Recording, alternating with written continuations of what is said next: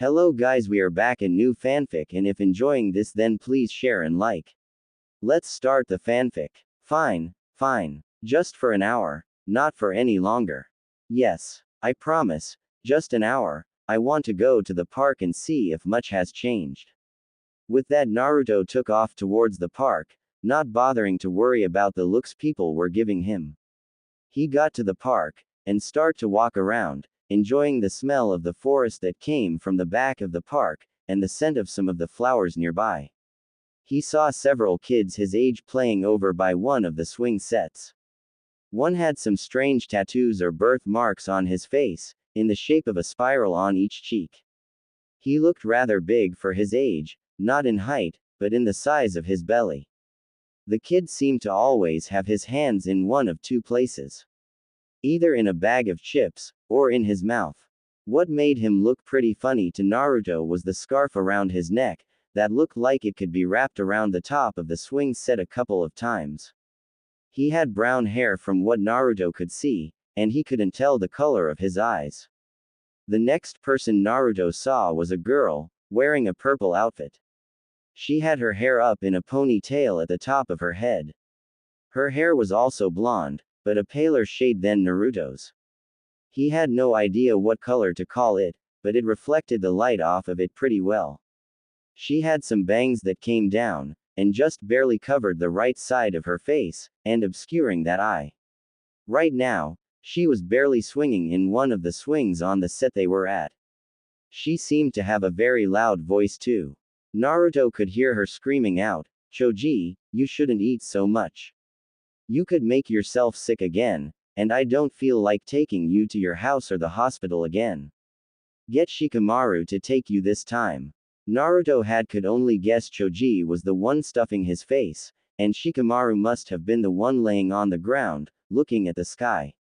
Shikamaru was currently laying down on his back, and looking up at the sky.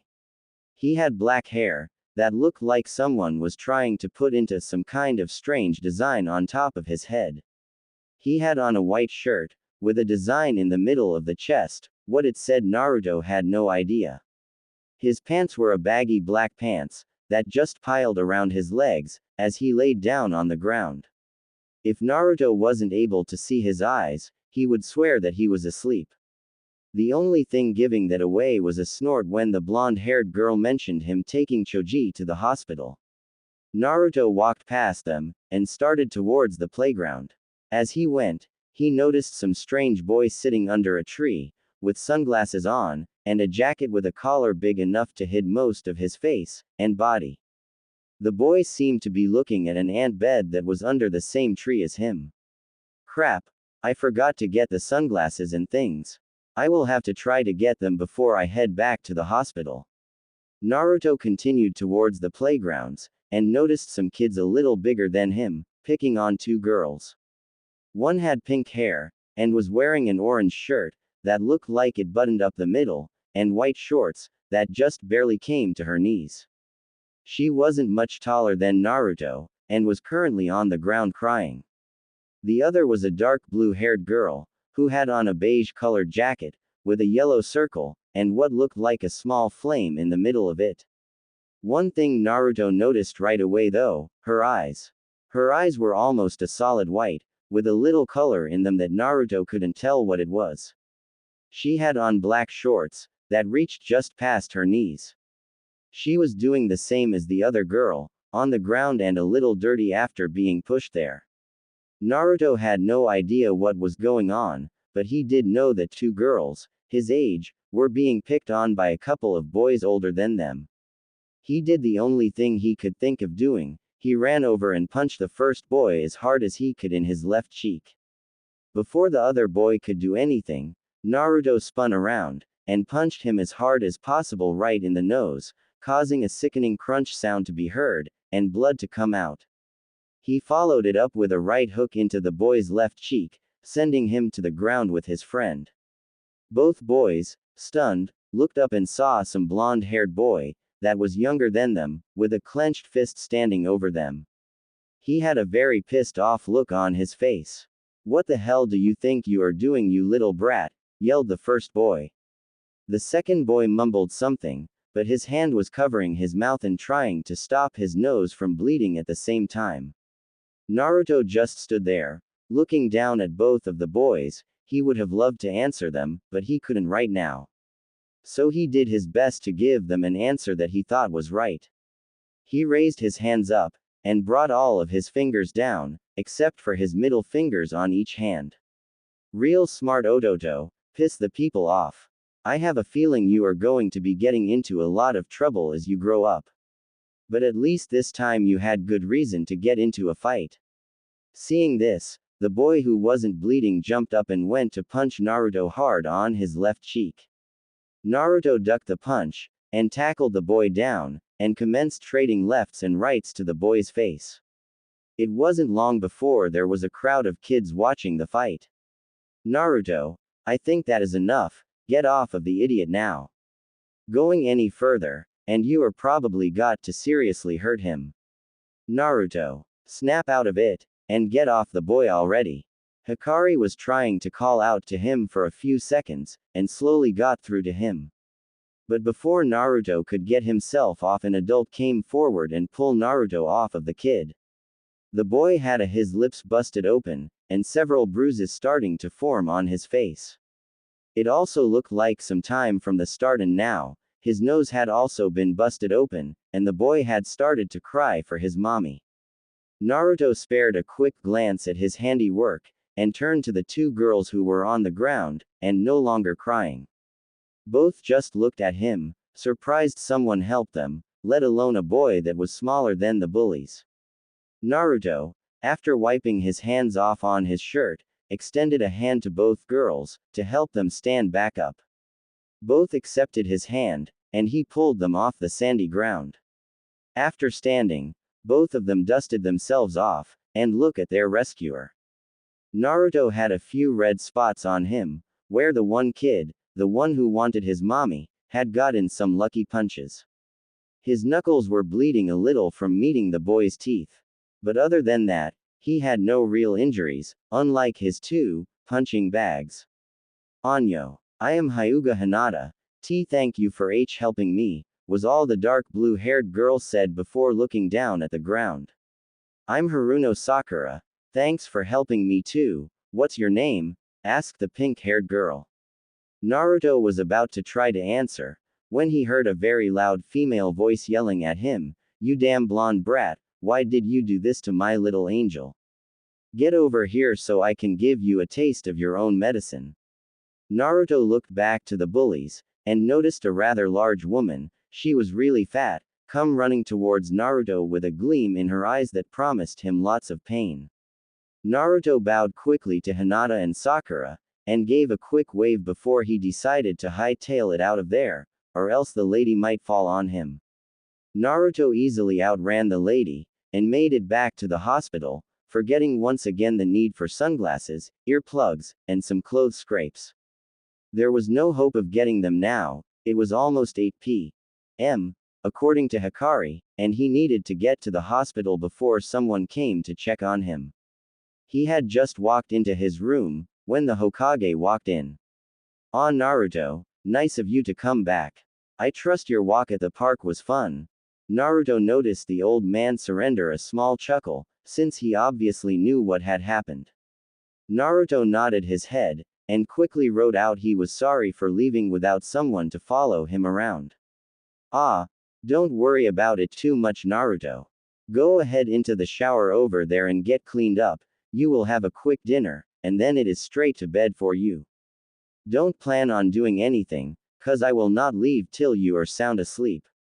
Naruto nodded, and did as he was told. He came out 30 minutes later, dressing in a loose red t-shirt, much like his other t-shirt, and a pair of his black and red fox boxers. The Hokage laughed a little inside seeing this. Like the old man said, there was a hot meal waiting for him once he got out. Naruto looked into the bowl, and noticed that there were noodles, and a flavored water, with some vegetables. It's called ramen, it is very good, and makes for a great dinner before going to bed. Naruto quickly finished the bowl, and laid back in bed, pulling his covers up to his chest. Alright now Naruto, Tomorrow you have to wake up early. Ibiki and Anko will be here to pick you up, and bring you to my office. So get plenty of rest tonight. Naruto nodded, and the Hokage turned the lights down, and silently waited for Naruto to fall asleep. Once he did, he left the room, and headed to his own home, briefly recalling the report from an ANBU scarcely over an hour and a half ago. About an hour and a half earlier in the Hokage's office. The Hokage was about to call it a day. He had managed to finish all of his paperwork early that day, and was heading for his office door. Just as he was about to open it, he heard a knock on the other side, followed by a, "Hokage-sama, I have news for you concerning Uzumaki Naruto's actions today." This was not what he wanted at the end of his day. "Come in then," was all he said as he headed back over to his desk to hear the report. He was glad he decided to have an ANBU shadow Naruto, but he didn't expect him to get into trouble so soon. The elephant-masked ANBU came in, and walked in front of the Hokage to give his report. "Hokage-sama, as per your request, I followed Uzumaki Naruto today, from the time he left the hospital, to the weapons shop, clothing store, and back to the hospital. I waited as per your request till you returned. However, shortly after Ibiki-san, and Anko-san left the hospital, and dropped Uzumaki Naruto off in his room, Naruto left the hospital once again, and went towards the park." The ANBU had to stop for a second, and take a deep breath before he continued. At the park he observed several other children his age. Some include the Inoshika-cho children, an Aburame child, and finally the heir to the Hyuga clan, and the Haruno child. Most of the children he just watched, and did not talk to. However, when he came across the Hyuga and Haruno, they were being pushed around and bullied. When he saw this, he went over to the bullies, and had to physically make them understand that being a bully does not pay off. He once again stopped for another breath. After being pulled off one of the bullies by a nearby adult, he assisted both girls back to their feet, and they introduced themselves to him. However, before he could introduce himself to them, the mother of one of the bullies tried to catch Naruto, and tried to give chase to him through the park. She gave up after going from the playground to the swings, about 20 yards. From there Naruto started back towards the hospital. Once he entered, "I came here to deliver this news to you." After giving the ANBU a polite thank you, the Hokage left in his own plume of smoke, and was heading towards Naruto's room. Barely out of the hospital, and only having spent one day with Anko, and he is already flying off the hook like her. I suppose it is a good thing he had reason to. I wonder how well he did against those bullies. I will have to remember to look over the detailed report tomorrow. I hope things weren't too bad. That was about the time that he met up with Naruto, and his hospital room door. A pale-skinned, white-eyed man was making his way quickly through the woods. Making sure to not tear his clothes, which consisted of the traditional Hyuga robes. His white robes were flying behind him as he hurried to the meeting place he had set up. He did not know what went wrong, but something happened that prevented his plans from going through. The heir to the Hyuga main house was supposed to be left alone at the park, so that it would be easier for her to be abducted. He had his alibi all planned, as well as the perfect excuse for not being able to protect the heir. The only thing is, with the heir still present, his plans were no longer able to go through. He had to escape quickly, before members of the main house could find him. So he was on his way to the person who was supposed to abduct the heir after the bullies had made her run off. Something had changed this, and he wanted to know what. After leaping from tree to tree deeper into the forest, and finally making it to a clearing. In the middle of the clearing, standing in a pool of moonlight was the person he wanted to see, a Kumo Nin. The Kumo Nin stood in the middle of the clearing, inside of a pool of moonlight. He had his Hittite adorned around his forehead, with the cloud symbol present. He wore a black vest around his torso, which barely concealed the numerous scars that ran across his body. He was well-toned, showing he stayed in the best shape possible. His pants were a mixture of blues, grays and whites, which would probably enable him to blend in well inside of his home country. Here is the woods of fire country, they did very little for him. The man himself was near 6 feet tall, with a large sword strapped across his back. The sword itself looked like a lightning bolt, all parts jagged, and sharpened enough to possibly cut through rock with enough force behind it. The last thing the Hyuga noticed was the look on the man's face. It was obvious to anyone, even a non-Hyuga, that he was pissed. The Cloud Village has been trying to get a hold of the Byakugan for years now. The main target has been the weakest of the main house, and heir of the Hyuga clan, Hyuga Hanada. Sadly, the latest attempt seems to have been foiled, by which the branch member had no idea why.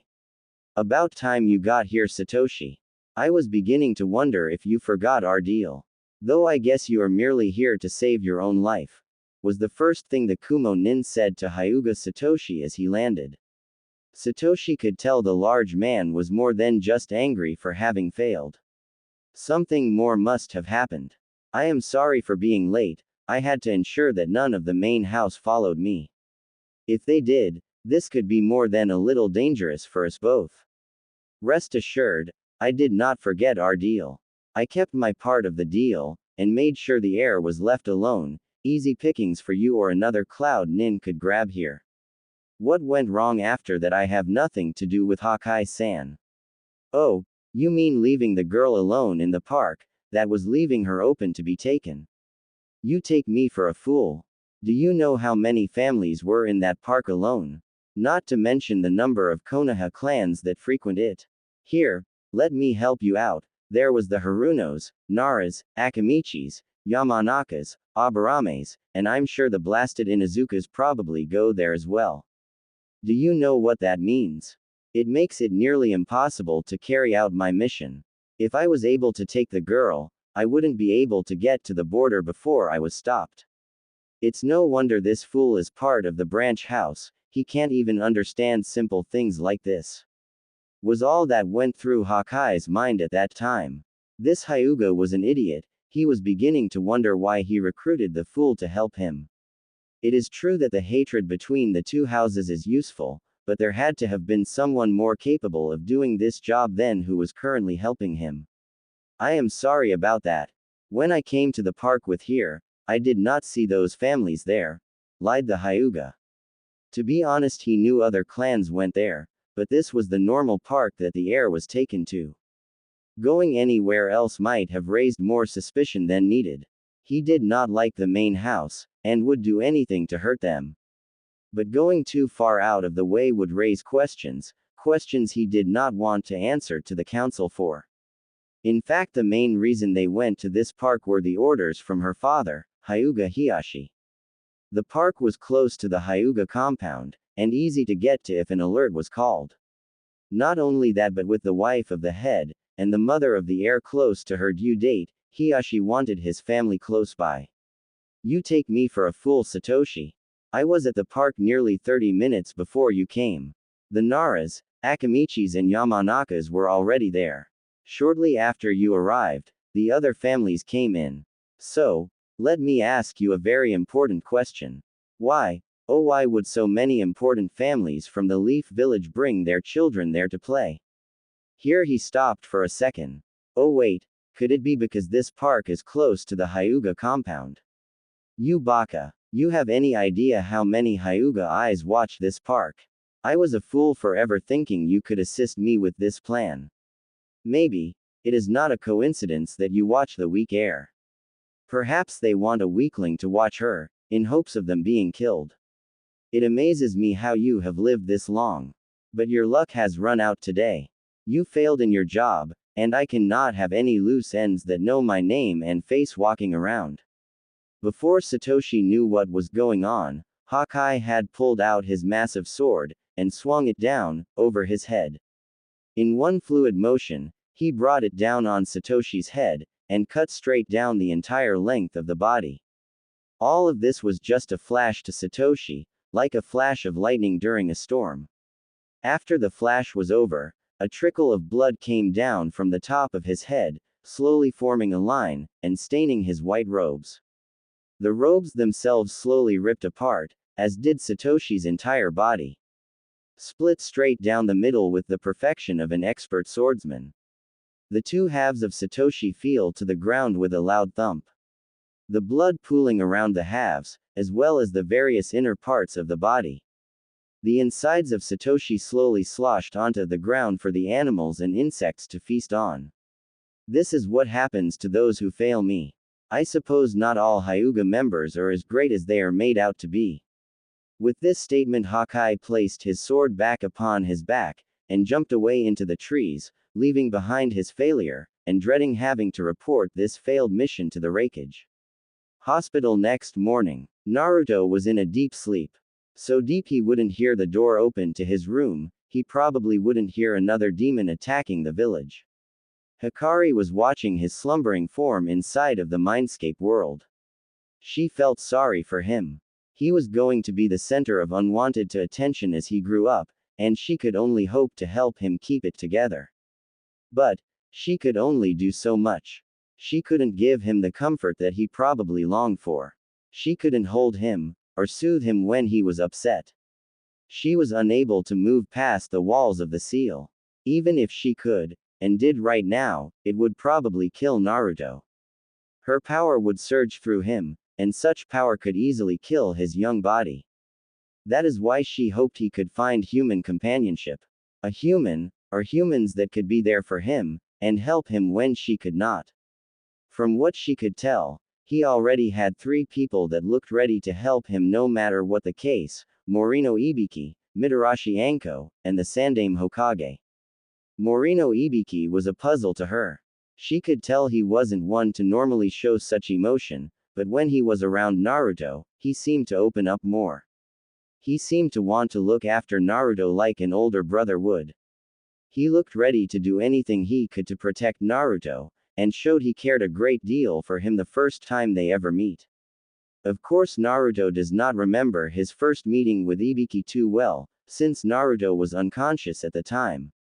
Ibiki had been the one to come with the Sandaime, and rush Naruto to the hospital as quickly as possible, without further injuring him. He had even come close to killing several workers at the hospital for not wanting to help Naruto, and some for trying to kill him while he was in a coma. Hikari was certain that he would look out for Naruto. If anything, he would be a big brother that would always be there for him. Mitarashi Anko was another puzzle. She had the scent of the snake, Orochimaru. Yet she did not seem like him, from what Hikari could recall. Anko, while she appeared bloodthirsty and ruthless, seemed to be hiding another side to her persona.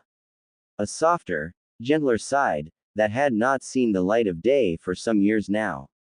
It only seemed as if this side started coming out when she heard of what happened to Naruto. All adults, and ninjas knew who and what Uzumaki Naruto was. There were a few that could see him for Uzumaki Naruto, and not the container for a demon, or the demon itself. Anko seemed to be in the middle of both groups. She knew who Naruto was, and she saw him as the demon container, and a little of the demon itself. In a way, he was just like her, living in the shadow of something they had very little control of, and would have to live with it for the rest of their lives. Naruto had Hikari, and Anko had her previous relationship with Orochimaru. After Orochimaru left the village, Anko was treated cruelly by the village. Many saw her as Orochimaru himself, and would treat her as they would any other monster or traitor. They tried to beat her, and attacked her. She fought back, and tried to defy what they called her. But the more she did, the harder it became. So one day, she created a new version of herself, the current one.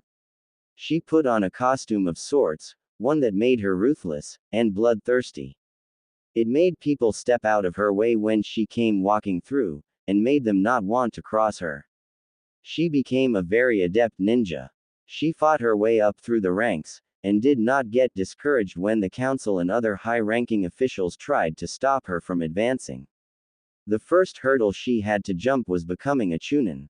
Many did not think she could be trusted, that she was a spy for her former master. She fought as hard as she could against this, and slowly earned the right to become a Chunin.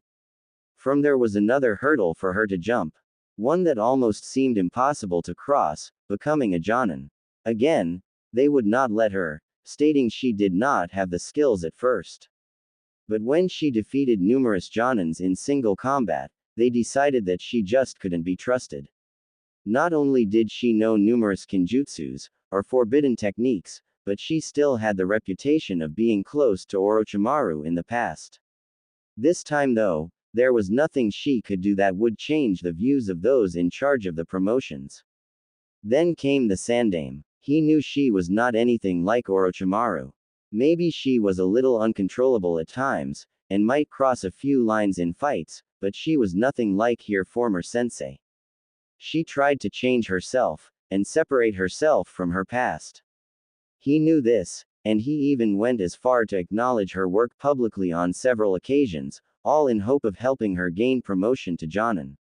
When that didn't work, he made a special exception for her. She was very talented, and knew things about Orochimaru that few others knew. She had knowledge of several kinjutsus, and was a proven ninja. She had skills, brains, and knew how to use them effectively. So he took it upon himself to make her a special Jonin, under his direct command. He seemed to know she was hiding a deeply hurt past, and he was hoping that one day she would find a way to heal that past. She was betrayed, and hated by many of the village. She had slowly gained respect from many in the village, though it might have been more out of fear than anything else. When Anko heard the news of Naruto, she knew just how he must have felt, and she wanted to make sure the same thing that happened to her did not happen to him. From what Hikari could tell, Anko was willing to do the same as Ibiki, be there for Naruto when others shunned him. Anko, despite the act she put on, was willing to let the boy cry on her shoulder, and comfort him. Despite Hikari's earlier thoughts of Anko, Anko did not seem interested in Naruto in any physical way. She was more interested in helping him mentally and emotionally. She was willing to be a big sister, just like Hikari. True, Anko could try to be a mother to Naruto, but it seemed Anko herself wasn't ready just yet for that big of a role. So she would do the next best thing, be there as a big sister, and help him, and teach him. She would make sure the feelings of the village did not get to him, and help to show him how to hide his feelings. That way no one would be able to take advantage of them, and hurt him more. The last person Hikari knew would be there, the Sandame Hokage. He has always been there whenever possible for Naruto. From the time he was just a newborn, to the current time. True, he could not be there all the time, and stop everything. Being a Hokage kept him busy throughout most of the day. But Hikari knew that whenever he had a chance, he would come visit Naruto. He would act as the grandfather figure for Naruto. The wise old grandfather, who would offer sagely advice to him when he needed it. Who would try to steer him along the right path, and help him make the right choices. Hikari knew that he cared for the entire village, and each person was special to him. But she also knew that if given the chance to help on an individual level, like now with Naruto, he could and would do everything in his power to help. And so far, he had proven her right. Slowly Naruto started to wake up, the sounds of the hospital waking up drifting into the room. The sounds of nurses checking on patients, and brining them the morning meals. Naruto became fully awake when he heard his door open. Years spent on the street still had an effect on him. He became cautious at first, not sure of where he was, till seconds after looking around the room. Then he started to relax, and noticed that he was drooling as the smells of breakfast came into his room. Naruto looked towards the door to see a nurse bringing in a couple of carts. Naruto was surprised to see them both with multiple trays of food. The first thing that came to his mind, sadly, was that most of it was for other patients. That was until the nurse smiled at him, and brought both carts over towards his bed, and left the room. Naruto's grin threatened to tear his facial muscles from the size of it. He sat up in his bed, and reached for the first tray of food, which consisted of pancakes, syrup, eggs, sausage, toast, and grapefruit. Along with a pitcher of milk, orange juice, and one of water all sitting on the cart. Naruto didn't waste any time, and commenced digging in. Naruto wasted no time in finishing off most of the food, and barely leaving 3 trays of food left on the second cart. None of the pitchers had anything left in them. Naruto could honestly say, for once in his life, he was full. He had never before eaten so well in his life. Shortly after he had finished, Dr. Ojiro came into the room to check on him. He too was surprised by the speed Naruto was able to devour the hospital food. Normally he wouldn't wish the food onto any of his patients. In fact, he would encourage family members to bring something from the outside for them to eat. For Naruto though, it seemed to be just fine. He could hardly imagine how he would react when he tried actual food outside of the hospital. Well Naruto, it seems you are doing quite well. I see no reason for you not to go on your little trip with Ibiki and Anko today. They should be up in an hour to pick you up. In the meantime, why don't you get cleaned up, and change clothes? Naruto nodded his head enthusiastically as he jumped off the bed and ran into the small room where the shower and bath was. Not long after that, the doctor could hear the water running, and the sound of Naruto splashing around. No matter how much he has been through, he is still a kid at heart. I can only hope he can stay as pure as he grows up. There is no telling what things he might face on his quest to become a ninja. Was the last thoughts the doctor had as he left the room to check on his other patients. Naruto came out of the bathroom almost 30 minutes later, dressed in his black BDU pants, with a red t-shirt sporting a spiral in the back, outlined in black on the outside, with silver forming the spiral on the inside. It seemed to be a turtleneck shirt, and covered up his neck, and the scars there very well, even though it was uncomfortable to him. He grabbed one of his jackets, and put it on, only buttoning up the bottom-most button. After putting on his sandals, he grabbed his bags that carried most of his other clothes. They also carried something more important to Naruto, his brand new shuriken and kunai. Yes, I can't wait to learn how to use them. I hope Ibiki-san and Anko-san will show me how all the way to Wave Country. At this thought is when both Ibiki and Anko came walking into the room, and saw Naruto acting like he was throwing things at an imaginary object. Watching this, both had to hold back their laughs. That was until Anko got an evil smile on her face. Well, would you look at that Ibiki, looks like the brat doesn't need us to teach him anything. I say we let him learn how to use kunai and shuriken all on his own. As she finished that, she smiled as a shocked Naruto spun around to look at them. No, I have no idea how to use them. I was just playing around. I really hope they still decide to teach me how. Nei-chan, if they don't, could you show me how? Naruto, I have no idea how you humans use those things you call shuriken and kunai. That is just something I never needed to learn honestly. I was more adept with other weapons skills when I took on a human form. Now if you asked me how to use a few, say, a set of shuko or a shiko, I might be able to help you out. But those puny things I have no idea on how to use. So you might want to get back on their good side. Hikari could tell Anko was joking around, just by the tone of her voice, and the look on Ibiki's face. But why not have a little fun with Naruto? After talking with her, Naruto quickly ran over to Ibiki and Anko.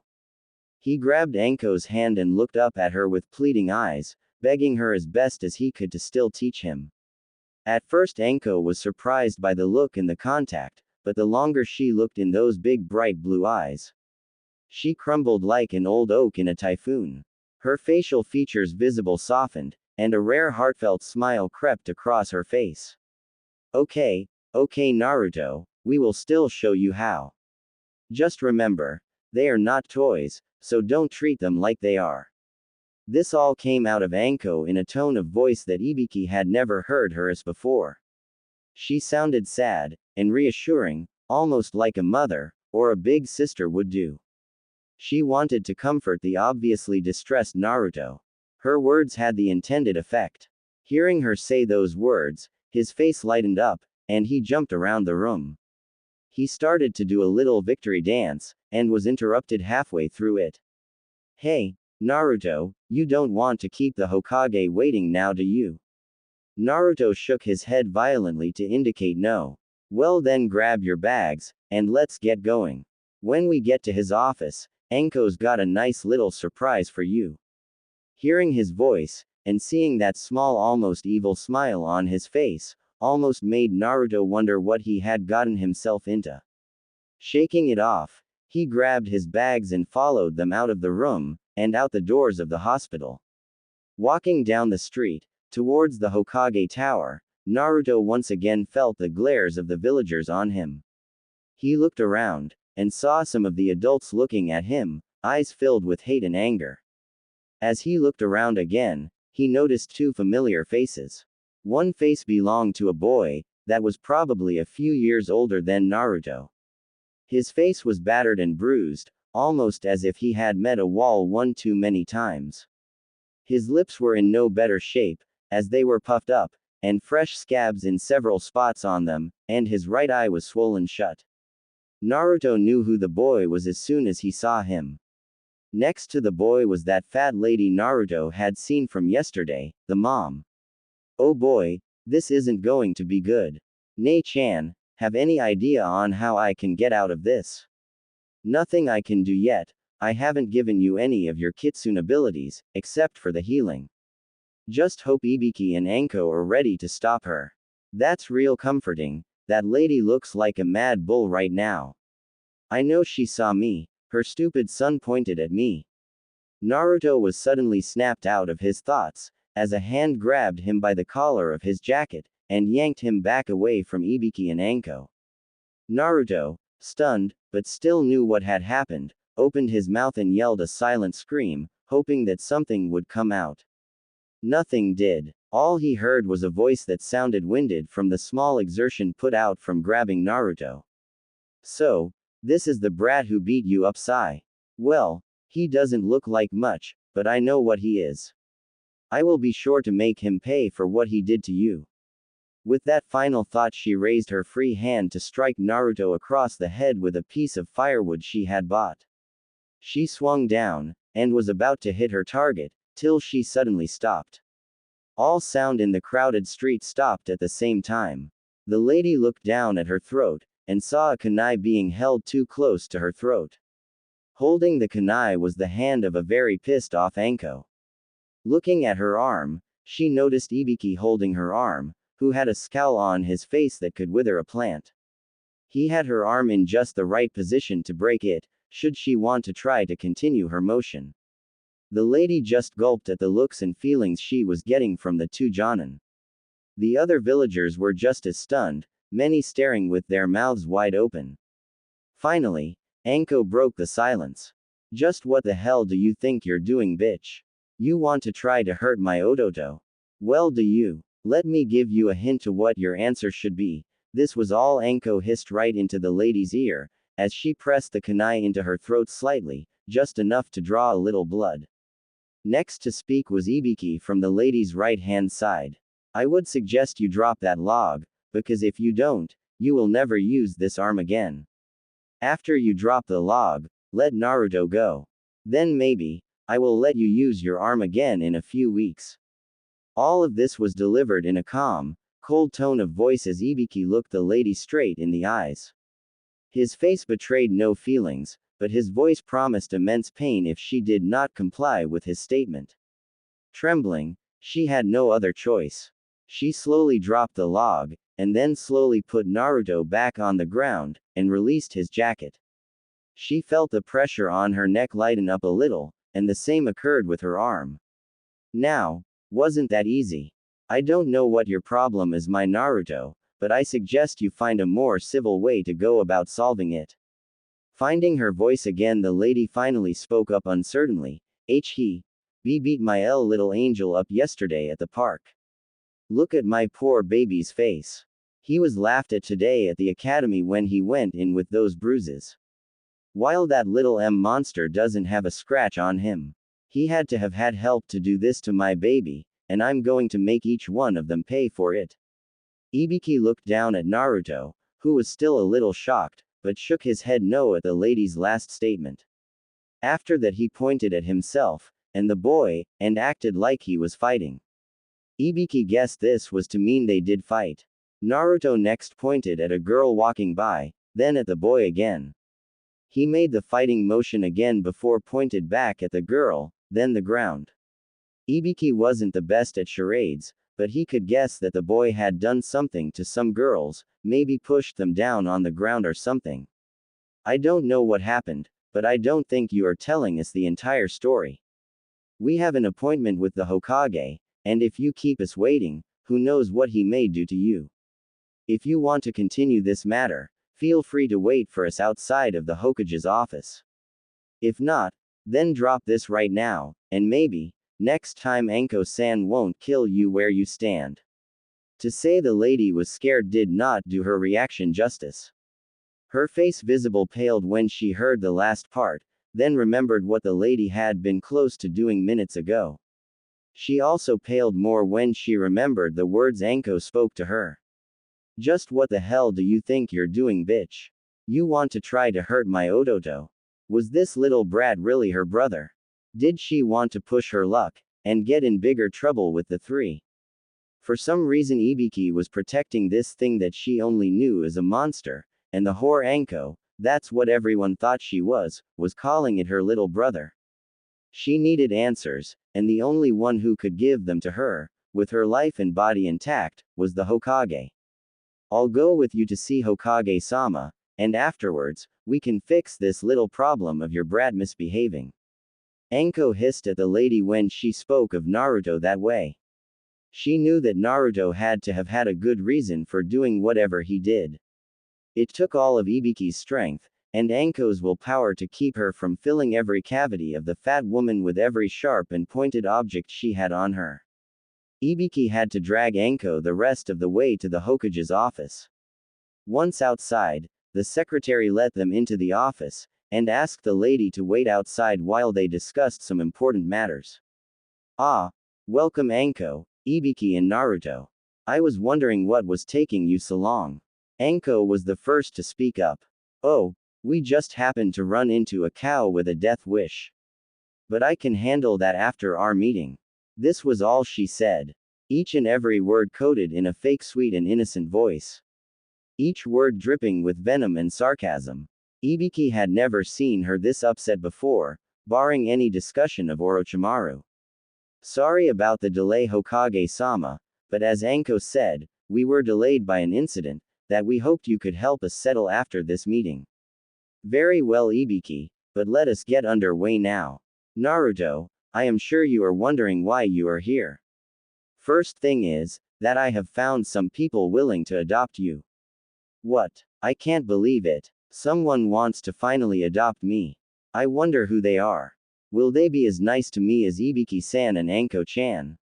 I hope they are. I'm sure you are wondering who it is. Well, no need to keep you waiting I suppose. If you turn around you will see them right behind you. Naruto quickly spun around to look behind him. When he did all he saw was Ibiki and Anko. He leaned to the left a little, hoping to see behind Ibiki. He didn't see anything. He leaned to the right next, hoping to see behind Anko. Again nothing. All Naruto saw behind him was Ibiki and Anko. There is no one there. Just Ibiki-san and Anko-chan. Is he playing a trick on me? Ototo, did you ever stop to think that it just might be Ibiki-san and Anko-chan? After all Anko-chan did call you her Ototo earlier when the lady attacked you. No sooner had Hikari finished this did Naruto jump up and try to wrap his arms around a very startled Ibiki and Anko. He buried his face into the sides of both of them, sobbing softly. He finally had a family. He had hoped these would be the ones to adopt him when he heard the Hokage say those words. But he didn't expect it. Now he was just too happy. It was almost a dream come true for him. Anko squatted down so that she was eye to eye with Naruto and wrapped him in a hug. As she did, she rubbed her hand up and down his back, hoping to calm him down. Damn, where did this come from? Maternal instincts must be kicking in on me. But I hate to see him cry, it almost makes me want to. Anko stopped there, as she picked Naruto up, and held him, with his head buried in her shoulder. Ibiki smiled, a soft loving smile at the scene. He playfully ruffled Naruto's hair, and tried his best to get him to stop crying. Slowly Naruto stopped his crying, and looked up at both of them with the biggest and brightest smile they had ever seen on his face. The Hokage cleared his throat to get everyone's attention once again.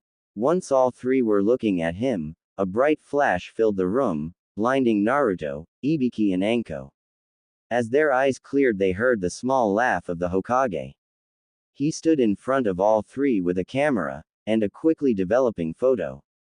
The photo was of Anko holding Naruto, with his arms wrapped around her neck, and Ibiki's hand playfully ruffling Naruto's hair once again. Each one had a look of utter surprise on their face. Well, now that is done, here are some pictures for you three. I thought we might as well start the collection early.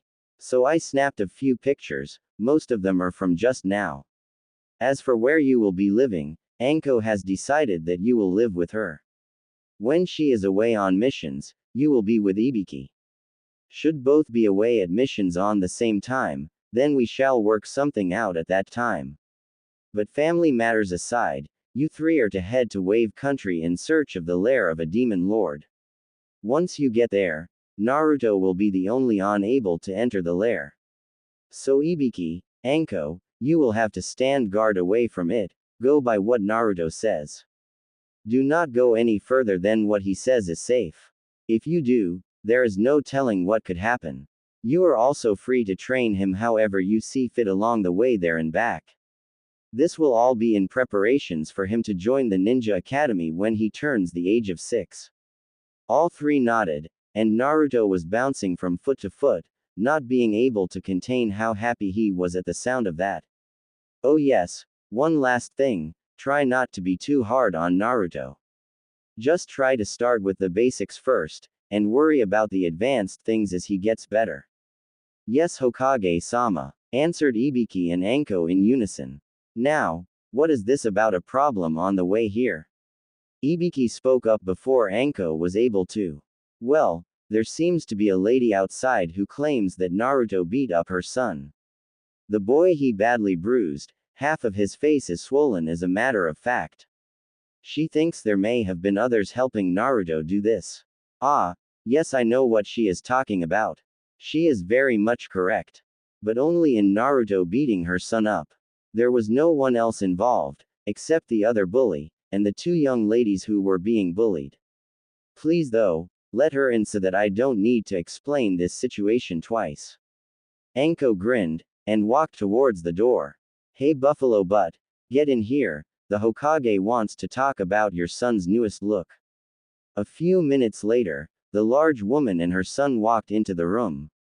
As they moved towards the Hokage's desk, the lady glared at Anko for her comments.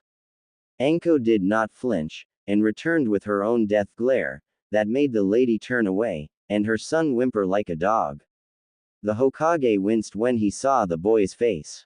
He had read the ANBU's report earlier this morning, but the report didn't seem to detail the damage that could have been done by Naruto. What the report stated seemed to gloss over the event as just a small fight. What the Hokage saw in front of him was signs of a very one-sided fight, with the boy being beaten badly. Hokage-sama, I wish to place a complaint on two Jonin. They attacked me in the market for no reason. They both threatened my life as well. I also wish for this thing to be punished for what he did to my son. By the end of this little rant, Anko was visibly shaking at the way the woman referred to Naruto. Yes, I understand. However, I also witnessed what occurred on the road here. You see, I was checking to see what was keeping them from being here on time. I would have to say that I am fairly disappointed at your behavior, madam. You tried to assault a young boy, for what is a schoolyard fight. You see, the two Jonin in this room right now, also happen to be Naruto's legal guardians, his brother and sister. So they did what anyone would do, and protected him.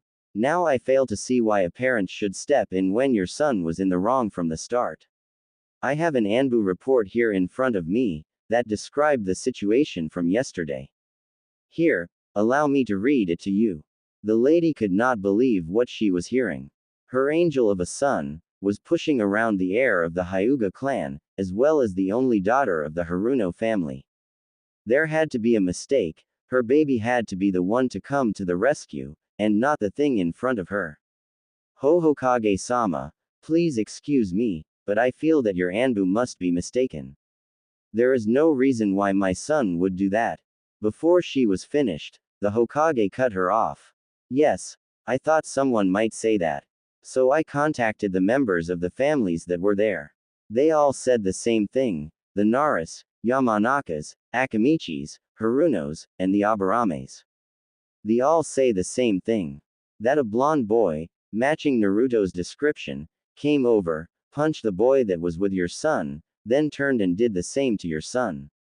This was before any other parents could get there, as many had left to do some shopping nearby. Normally, this would not be a problem, since there has always been a branch house member with the heir.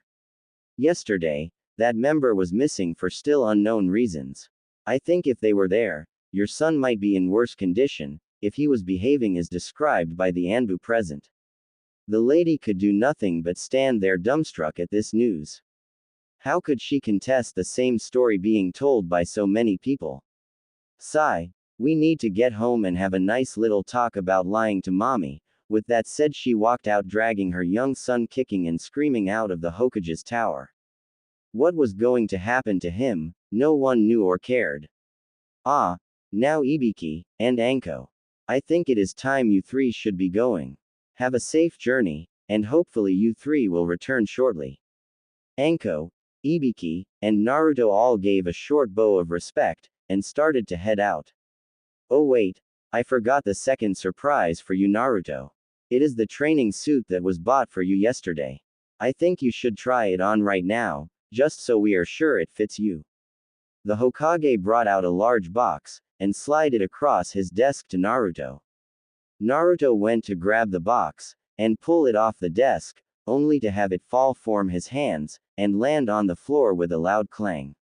Naruto had no idea what made that sound, but opened the box to see a suit that looked like the right size for him, and made out of the same thing his pants and jacket were made up of.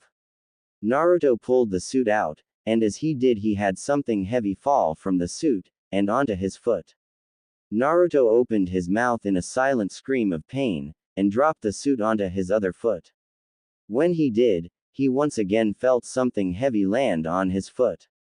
He let out another silent scream of pain, and started to bounce from one foot to the other, hoping to relieve them of some pain. This didn't go on for long before he lost his balance and landed flat on his butt. From there he picked up both of his feet, and starting blowing on them, and doing anything he knew to take the pain away. The whole time he was doing this, the Hokage once again was busy snapping photos of Naruto's antics. From the first weight plate falling, to the scene of Naruto on the floor with his big toes in his mouth sucking on them. The sights of Naruto with both legs like that was too much. The Hokage, Ibiki, and Anko all broke out in loud peals of laughter.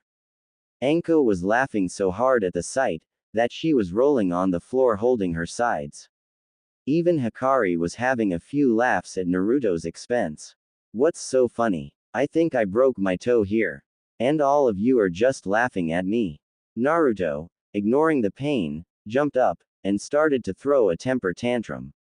He was stomping his feet on the ground, and waving his hands and arms like a madman.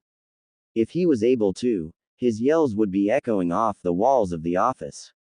I'm sorry, Naruto, I should have warned you about that. This is the weight suit that was bought yesterday, now please just calm down. We are sorry we were laughing at you, but it was just too funny. Try the suit on now, you will have to strip down to just your underwear, and put the suit on over that, then your regular clothes. Naruto calmed down as the Hokage spoke to him. He gave everyone the best dirty look he could muster, and started to undress. Once down to just his boxers, Anko and the Hokage had to cover their mouths to hold back the laughs invoked by the sight of Naruto's choice of boxers. This however didn't stop the Hokage from taking pictures of Naruto trying to fit into the weight suit, and flopping around on the floor in his boxers, with the suit up to his knees. After this Naruto quickly climbed into the suit, and got dresses once again. Now, there are no weights in the suit right now, but once you leave the village, Ibiki and Anko will put some in. Once they do, it will be hard for you to move around. Just giving you a warning about it. Now off all of you go. Once again they all spared a quick bow, with Naruto giving a dirty look to the Hokage, one that promised payback of some form. It took them little time to get of the east gate of the village, and on the road leading east towards the coast. After an hour of traveling through the woods, Ibiki called a stop inside of a clearing. Alright Naruto, time to put some weights in the suit. You know what to do. Naruto quickly striped down, and eagerly awaited the chance to see what the big deal was about the weight suit. Ibiki thought it best to start out with 2-pound weights, and place them in the 4 slots on each leg, and the 4 slots on the arms, giving Naruto a total of 32 extra pounds. Ibiki then helped Naruto get dressed. Once dressed, Naruto was having a hard time moving around. He took a few minutes trying to move his arms and legs, and once it looked like he was able to move somewhat normally, they continued on the way to Wave Country. In about 2 weeks' time, the three had nearly made it to the coast. They had settled into a normal routine as they went along. First thing in the morning Anko would lead Naruto through some morning exercises. This was to help him get into shape, and get used to his added weight. He would do push-ups, sit-ups, and jumping jacks. Then she would take him out to the woods, and have him run back and forth, from her location, to the camp and back. This all started out hard for him to do, but he slowly got used to it. Hikari helped of course by boosting his stamina, and increasing his recovery rate. After his morning workout, Naruto would clean up inside of the nearest spring, then help to clean up the campsite. If there was nothing nearby to bathe in, he skipped that part and went straight to cleaning the site up. Then they would head out on the way to Wave Country. When they stopped for lunch, Anko would again take him aside, and practice his kunai and shuriken skills with him. From his throwing and handling, to close range and hand-to-hand combat with them. All of this Naruto soaked up, and quickly got the hang of handling them. Anko also showed him several other uses for kunai. From cleaning fish, to cutting fruits and vegetables. It almost seemed like she knew how to use a kunai for anything. She even cut her own hair with the things. After lunch, and the afternoon training was done with, they went back on the road. When dinner came around, Naruto would once again do exercises, and some kunai practice. After that Ibiki would start to try to teach him things about the country, and its past. He started off first with the Yondaime, since he knew Naruto knew some things about him. From there he branched out to the legendary 3 Sennin, and then onto the Sandaime, and worked slowly back. With each lesson he would branch out to someone, or something that was connected to something before that. At the end of the first week Ibiki gave Naruto a test to see what all he could remember.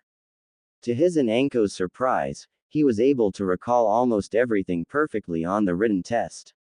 When asked if Hikari was helping him, Naruto answered no to it, and was very honest and truthful about it. They were both surprised that he could be so smart at such an age, and this was without any kind of formal education, or learning experience for the last year. They both had high hopes for him once he got to the academy. They might even be able to talk the Hokage into letting him enter a little early. During these trips, Naruto also practiced things with Hikari. At night, once they were sure Ibiki and Anko were asleep, Naruto would sneak out into the woods. There he would use scrapes of cloth from his old clothes to help practice the use of his new senses. At first they hit him hard, causing him to feel pain from all the new senses. From the sights, sounds, and smells, it almost overloaded his system. Thankfully, Hikari had told him what to do to help limit this. When he was working with his sight, he would blindfold himself with a few layers of torn cloth. Then, he would slowly start to unwrap them, and let his eyes get used to the light. This of course wasn't too hard at night, but it hurt like hell during the day.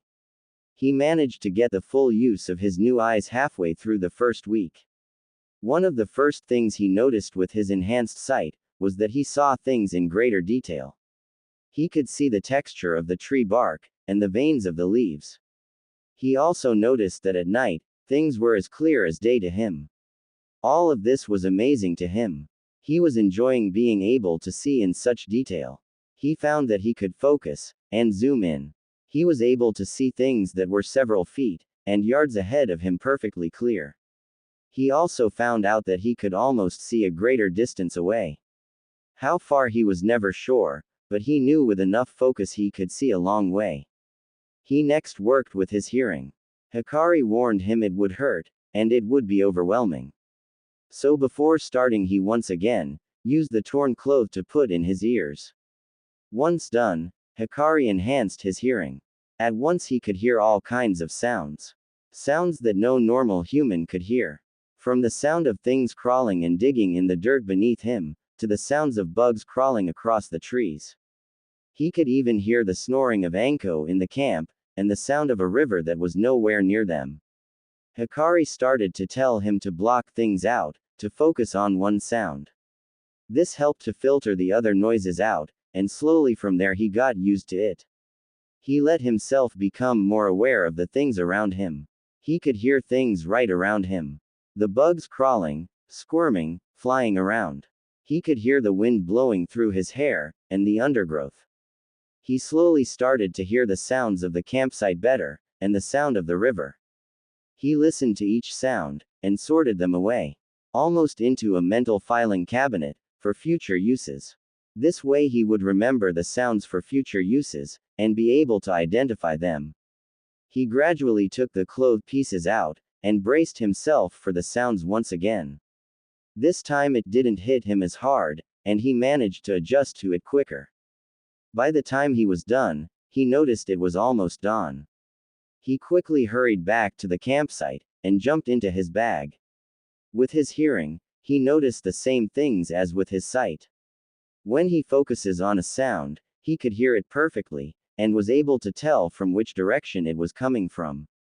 He experimented with it some too. During the day, he listened to things while they walked. He noticed he could hear the heartbeats of everyone around them. He could hear the breaths leaving each person as they breathed out and in. He was able to heart all the animals in the woods around them, and hear Ibiki grumbling about Anko's behavior at times when he went to bathe. After taking a few days to rest, he got ready to train with his next enhanced sense, smell. This one Hikari and Naruto decided to do during the day first. When Hikari triggered it, his nose was overloaded with all the scents coming into it. He smelled the moist dirt of the ground around the path. The smell of all sorts of animal excrements. Those he quickly tried to ignore. He could smell the dango, which she hadn't had in weeks, Naruto asked her. He could smell the sake that both Ibiki and Anko would drink at night sometimes. All of these things were new to him. He could even smell blood, from a fresh kill in the woods.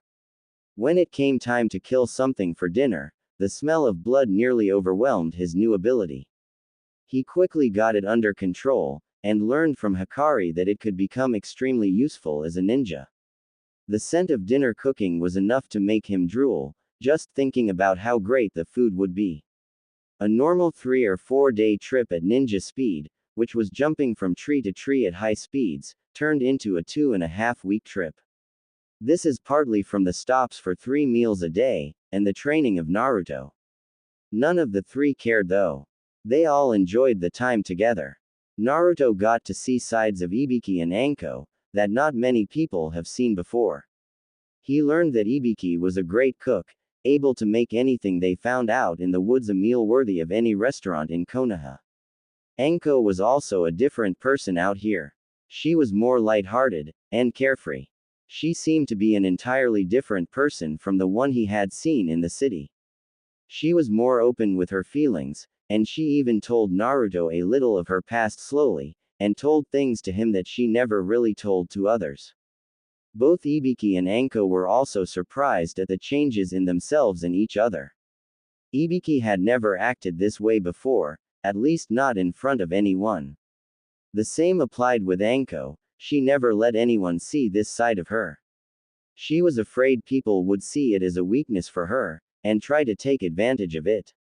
Both were surprised in the changes from the other person. But they both knew that only one person was responsible for this change. Uzumaki Naruto. Ibiki and Anko were happy, for once they could drop the masks they would wear in front of everyone in the village.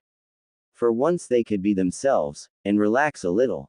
They were both enjoying this time together with Naruto. After 2.5 weeks of travel, they were at the coast finally. They were in a small village that offered services for crossing over to the small island country of Wave Country. Shortly after they arrived, they managed to get on a boat and head across to the first island that made up Wave Country. When they arrived, they were in a small village that still seemed to be doing good for itself. Once there, Ibiki and Anko decided on getting a couple of rooms at an inn for the night. Once they had settled in, Naruto let them in on some news. Waving his hands to get their attention, he started to write, "I have to go alone from here. I can't say where I am going, since I don't want to risk you following me. I'm not sure how long I will be gone, but at the most a week should be enough. I'm going to need to take some things with me. Food, water, the usual things. Who knows, I might be able to talk Hikari Ne-chan to let me bring some things back besides what I am looking for. So I'll see you guys in a week, don't get into any trouble without me." Naruto had to add his little fox-like smile at this. He knew they could handle themselves, but he wanted to see them fight, since he had only been able to see them do little things with their skills. During the trip, they had to increase the weight some more, from all the training in the morning, and at night, Naruto was able to quickly adapt to the weight load. So they ended up boosting his load to 5-pound weights in each pocket on his arms and legs, bringing him up to 80 pounds. Naruto was almost able to move just as freely with this weight now, and had promised Anko that he would continue the morning workout. So Hikari had little doubt he would be in much trouble should he have to run. If he was, he still had the Kitsune illusion that could protect him.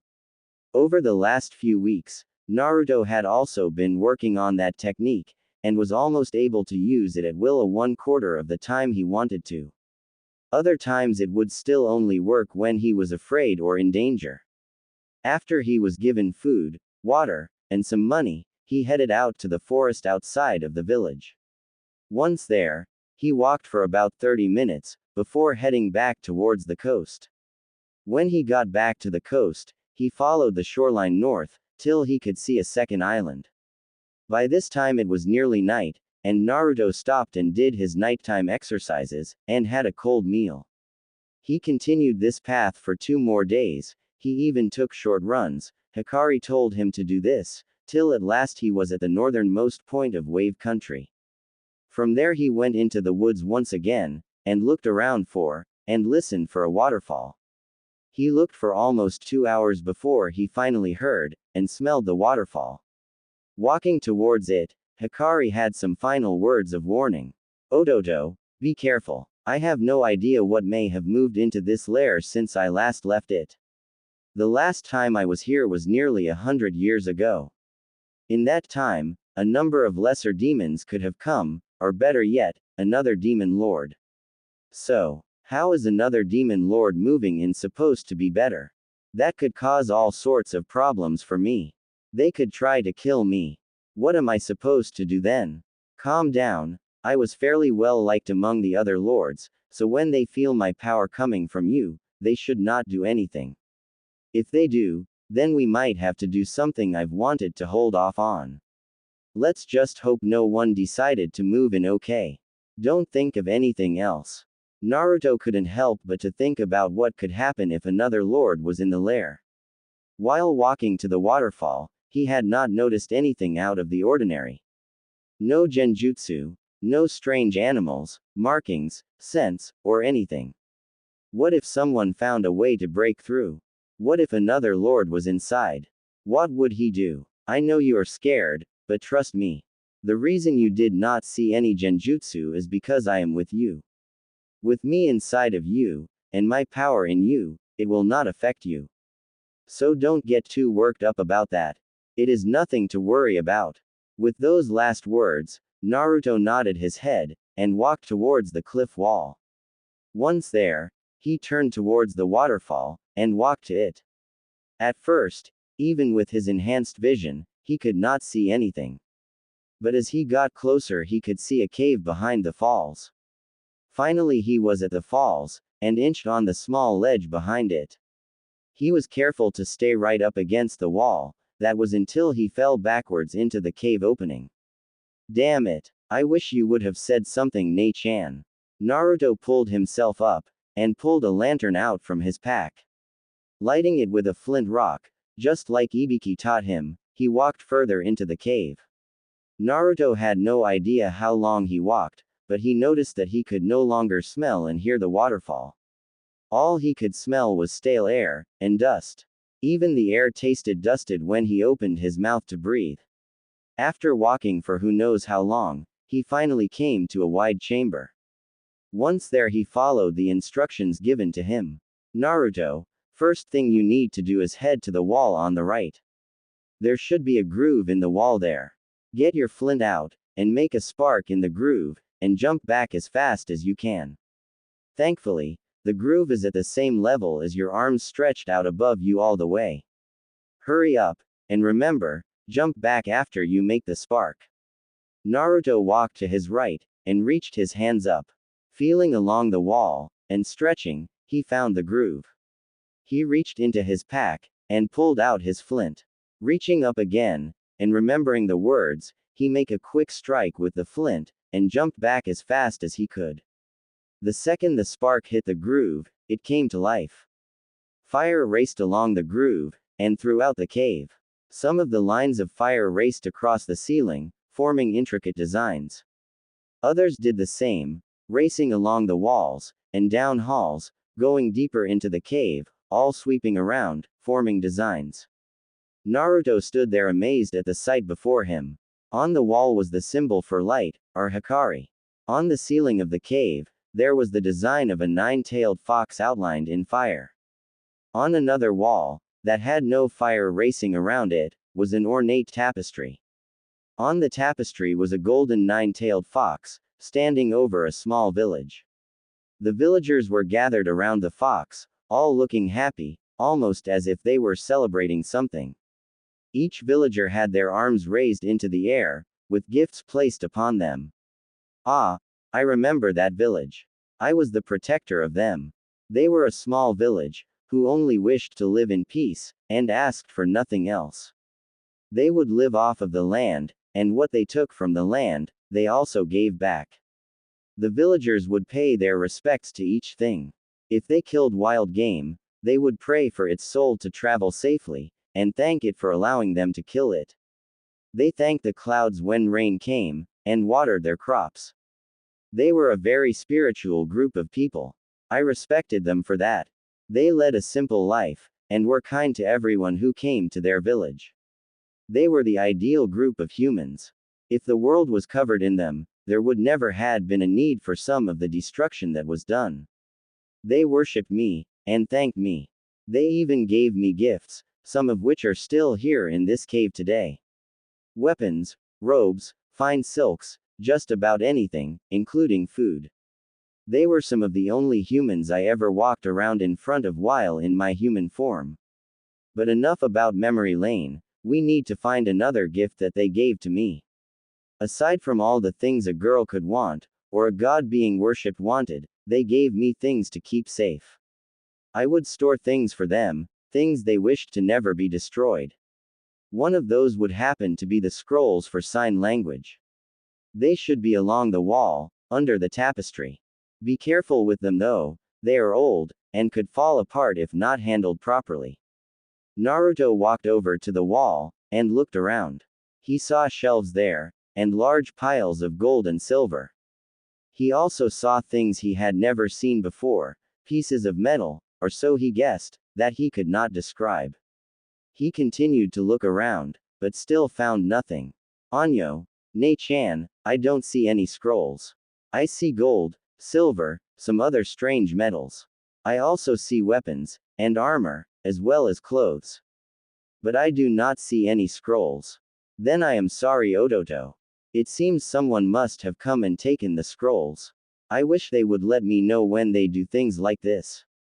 They could have at least left a note or something. Of all the inconsiderate things a demon could do, borrowing things without asking, and not leave a note to let me know where it is.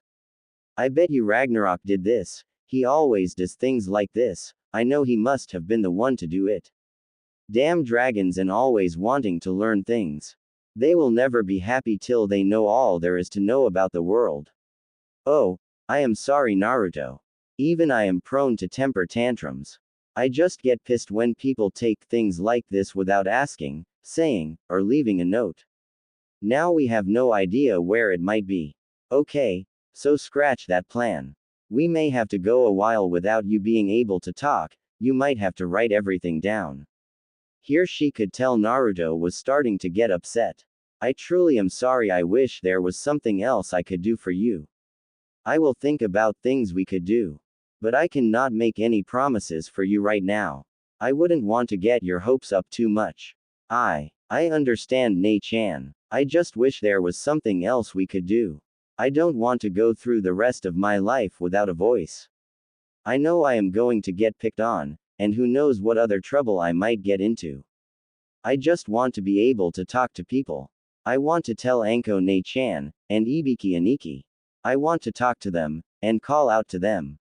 I know it must be frustrating for them to have to stop everything just to read something that I want to say. Naruto broke down in tears here, silently sobbing to himself. Thinking he would never be able to say the many things he wanted to say to his family, and maybe his friends when he got them. Ototo, please don't cry, we will find a way to fix this problem. It just might take some time. People will pick on you, but you have to remember, you have Ibiki, Anko, and myself that will always be there for you. No matter what we do, or you may do, none of us will see it as a burden. We will always love you, no matter what happens. Nothing will change that. You just need to be strong. Know that we will be there, if not in person, then in your mind, and in your heart. Know that we will do anything for you. We care for you, and nothing you do will change that. Even if Anko and Ibiki have to read what you say to them, they will still love you the same they do now. So please cheer up. When I see you crying, it makes me want to cry with you. I'm sorry, Ne-chan. I just don't know if I can handle it. I don't know if I will be able to become a good ninja now. I want to do my best, but like this I don't know if I can. Now you are just being foolish, Naruto. I know you can do it. Ibiki and Anko, even the Hokage believe that you can do it. We all believe you can, and we will all help you however we can. All that needs to be done is for you to believe in yourself, and never stop believing. Do everything you can to reach for that dream. Do not let anything get in your way. Don't doubt yourself, or anything. Doing that, you will never become what you dreamed of. Once you have a dream, you can't give it up because of something like this. You have to fight for it, with everything you have. Once you reached it, you hold on to it with everything you have, and never give up on it. You protect your dream, willing to give up your own life for it. I can tell you now, that is what the Yondaime did. He dreamed of keeping the Leaf Village safe. He loved his village, and the people inside of it. He gave his life to stop me, and I'm sure he wouldn't expect anything less from the person he selected personally to be my cage. He would expect them to do the same. Now enough of this, we should be heading back now. I'm sure Ibiki and Anko are waiting for us. We may not have found what we wanted, but we have done a great deal on this trip. You've learned how to use your new senses, as well as how much Ibiki and Anko both care for you. I think that is more than enough treasure for this trip. But, I suppose if anything I can tell you where some nice goodies are to take back. Some of the things I mention will be useful for you one day, and may even be needed. With those final words, Hikari guided Naruto through the maze of tunnels, and pointed out things for him to take. After that, she told him how to extinguish the flames that went throughout the cave.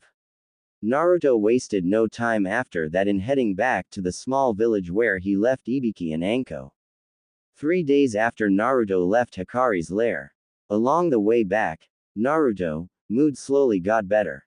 He began to see the truth of the words Hikari spoke to him. His spirits started to rise, and he enjoyed his training more and more.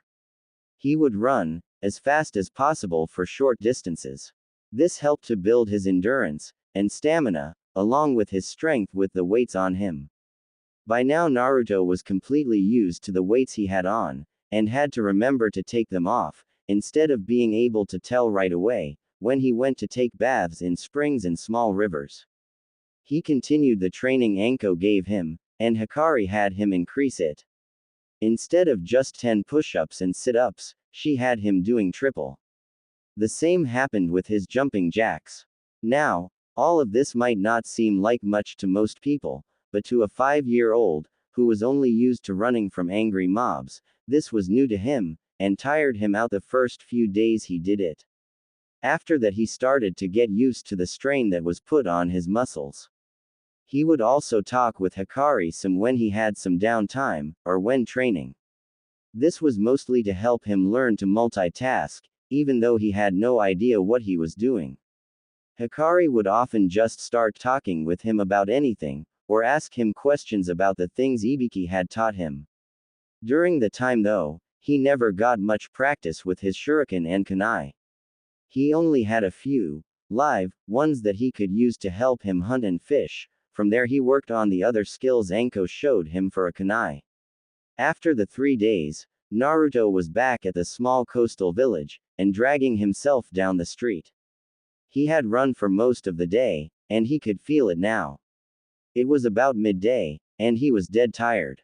He slowly made his way back to the inn he had last seen Anko and Ibiki at. As he got to the inn, he walked in and started to head up the stairs to his room. Before he got halfway up, he heard his name called out from below. "Oh Naruto-kun," thinking about heading to the room without saying hi to your big sister. "Get your scrawny butt down here, you little brat," shouted Anko from a table at the back of the inn. Naruto only smiled, and made his way back down the stairs and over towards where Anko and Ibiki, who was hard to see in the corner, were sitting.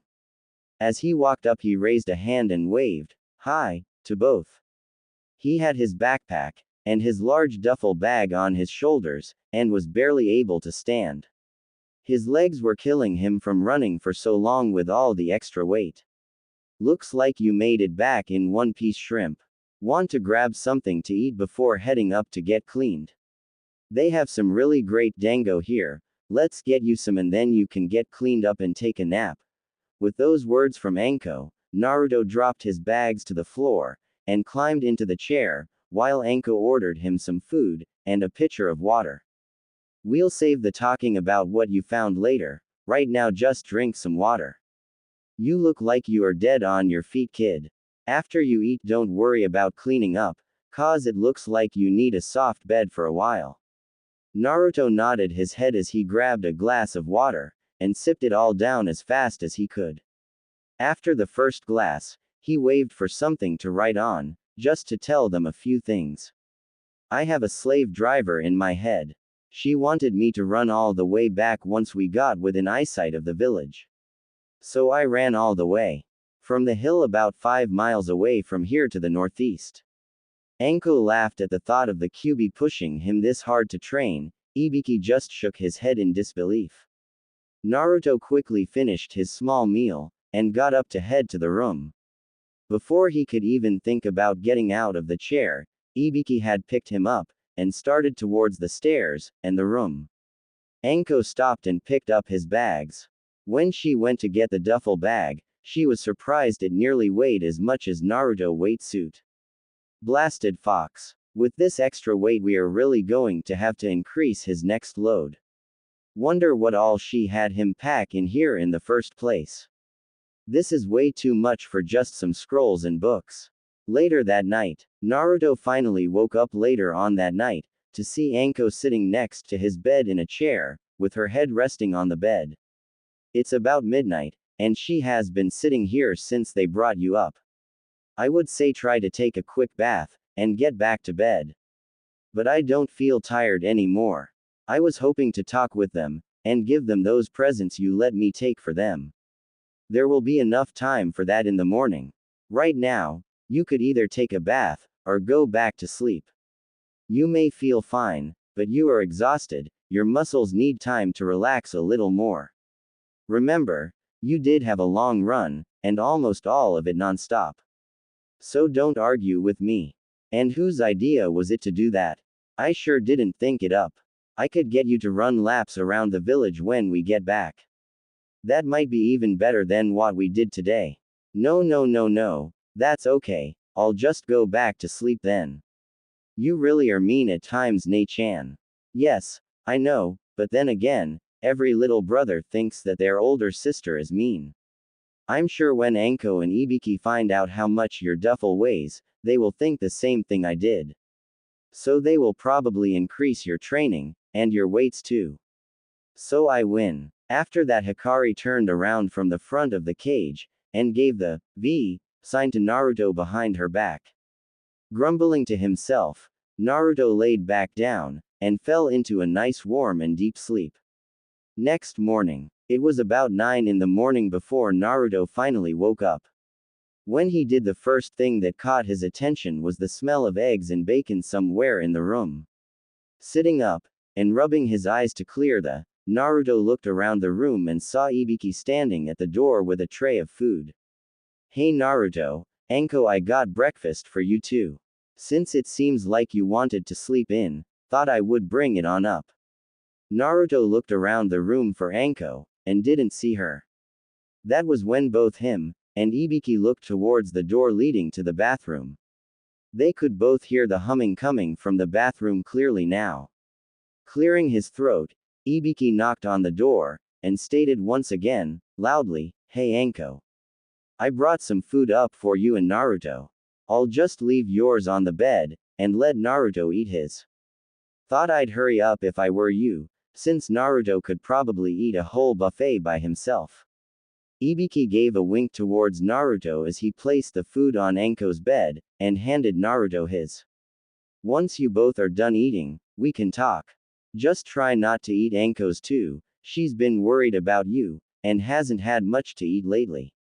If you are feeling up to it, we might be able to head back to Konoha tonight, or we could wait till tomorrow morning. We'll talk about that later though. While Ibiki was saying this, Anko came out of the bathroom with a scowl on her face. You know Ibiki, if I didn't know better, I'd say you were like that pervert, Kakashi. If that were true, I'd have to use a kunai to make you less of a man. Ibiki got a worried look on his face when Anko said that from behind him. Thankfully though, I took some clothes into the bathroom with me. I know Hikari and the Hokage wouldn't want me prancing around in front of Naruto. So be glad I wanted him to sleep in here last night. Hehe. Sorry about that Anko, for some reason I expected you to be awake already, and waiting for Naruto to get up. Seeing how back home you had to be at work around daylight. Guess you are getting a little off your schedule. And don't ever group me with Kakashi and the likes of him. I wouldn't be caught dead walking around with that book of his. Nodding, Anko sat down on her bed and ate her plate of food. There was silence in the room for the next 20 minutes. Naruto finished his plate, and went to the bathroom with a clean set of clothes in hand. He took his time taking a hot shower to relax his sore legs, and try to take the aches and pains out of the rest of his body. He stood in the middle of the stream from the shower head just soaking in the warmth, and relaxing. After his shower, he changed into his clean clothes, and walked out to see everything cleaned up, and Anko and Ibiki sitting on one bed waiting for Naruto. So, ready to tell us what all happened? Asked Anko. Naruto nodded, and began to write out everything that happened since he left. He told them everything, except for the things he brought back. When he told them of the scrolls not being there, They both were visibly saddened by the news. When he said he was fine with it, and would still try his best to complete his dream, they were both glad it didn't change him much. Once he was done, he went over to his duffel bag, and brought it to his bed, and started to look through it. Inside he found what he was looking for. Reaching in, he pulled out something that was about the size of Anko's forearm, and covered in red silk, with golden silk threaded through it in the design of a giant dragon. Whatever was in the silk could not be that big, but just the silk alone had to have made it very expensive. Naruto got up, and picked up the small silk-wrapped item. He walked over to Anko, and handed it to her. Anko was amazed at the design of the silk, and how amazing it felt in her hands. She slowly unwrapped the silk, which seemed to come in several layers. Each layer had the dragon in a different scene. One with the dragon flying through the air over a mountain, the next with the dragon circling the mountain. The next with it wrapped around the mountain. The final layer had the dragon wrapped around the mountain, with its mouth open breathing fire down the sides of the mountain. Once the final layer was removed, she saw a small tanto. The tanto's sheath and handle were made out of ebony, and had once again, the design of a dragon etched into it. When she went to pull the blade out, it slid out without a sound. The handle was big enough for her to be able to use it one-handed, while the blade covered the rest of the length of the weapon. The blade itself seemed to be a mixture of red swirls, and regular metal, or steel in this case. The blade was slim, flat on one side, and was razor-sharp on the other, sharper than any of her kunai have ever been. The swirls always seemed to be moving, and Anko would have sworn she had too much sake if she had not known where it came from. The handle of the tanto was shaped like a dragon's head, with the mouth and teeth pointing towards the blade of the tanto. The tanto she was holding now was far from your normal tanto. She could feel the power flowing through it while she held it in her hands. She looked at Naruto, wondering what was special about it, and with an amazed and confused look on her face. She was amazed that Hikari and Naruto would give her something crafted this way. There was no one in this world right now that could beat the craftsmanship of this weapon. She was confused as to how they could give something this beautiful to her. She wasn't sure if she deserved a weapon like this. Naruto quickly grabbed his scroll and pen to explain about the weapon. Hikari Ne-chan says it is a weapon that was forged with the help of the Dragon Lord Ragnarok. He helped a village of expert forgers create weapons that could be surpassed by none. Sadly, this village has long since ceased to exist, but some of the weapons are still around today. This one is called Dragon's Fang. It is forged out of tempered steel, tempered by the flames of Ragnarok. The sheath and handle are etched ebony wood, polished to a perfect shine. The only light it will reflect is from the designs on it. It also has the ability for produce flames across its blade when chakra is channeled into it. These flames will burn anything, except the user, and the specially treated handle and sheath. Anything else will be burned.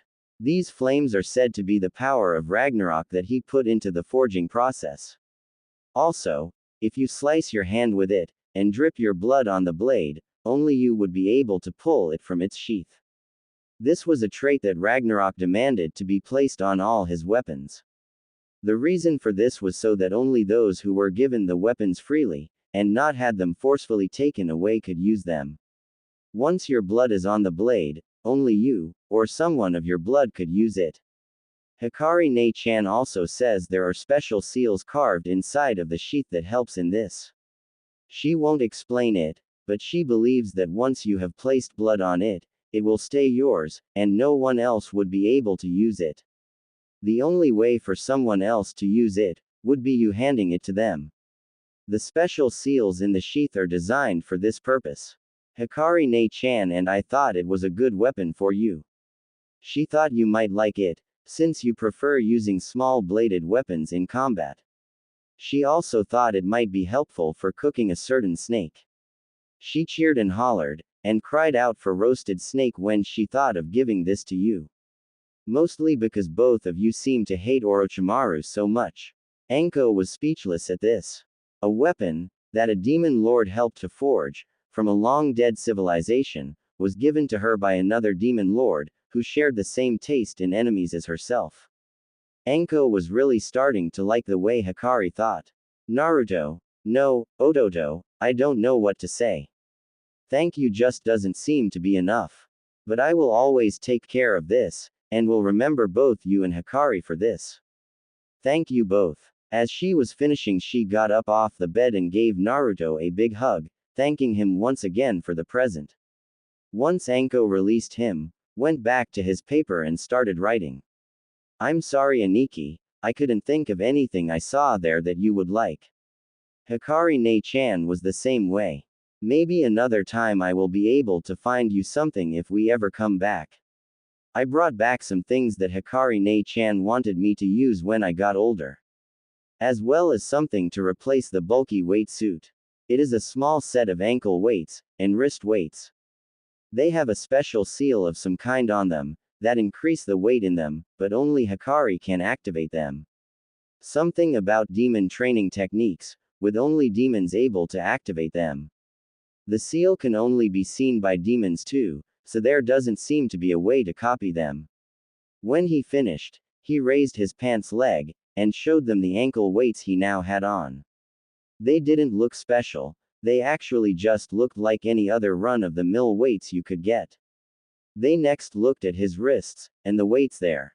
Once again, nothing looked special about them. They almost looked just like regular weight bands, or wrist bands. The rest of the stuff in my bag is things she wants me to use when I become a ninja, and not before then. If I do, she said she would use a special technique to send them to another one of her lairs. I dunno if she is bluffing or not, and don't want to test her. Anko nodded, and looked to Ibiki. Ibiki nodded, and stood up before addressing Naruto. Well, it looks like you had a fun time, and no worries about not getting me anything. I don't use many weapons besides the standard set for most jonin. But like I said, no hard feelings.